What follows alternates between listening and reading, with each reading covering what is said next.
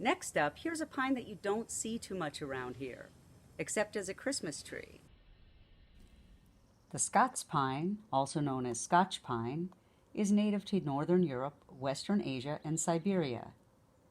Young trees are narrow pyramids and are used as Christmas trees, but with age they become more open and irregular. This pine has 2 twisted needles in each bundle. All pine trees have needles in bundles containing 1 to 5 needles, and we can ID a pine primarily by the length of its needles and the number per bundle, because it varies per species. Cones help with ID, but remember that newer cones may look different from older ones.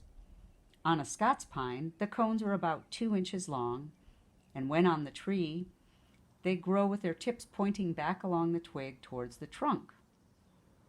Look for cones and needle bundles on the ground and take samples or photographs to go back and look up the tree to ID it.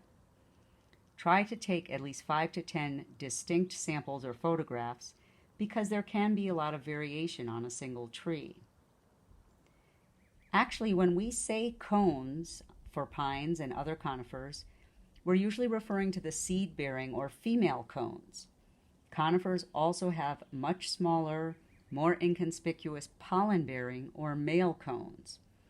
Male and female don't really mean much to a tree, but it helps people understand the difference in their functions. Scotch pine, like most conifer, is wind-pollinated. Conifers are more primitive plants than the flowering plants, and they evolved before insect pollinators. The Scotch pine also has edible pine nuts, although they need some processing before you can eat them.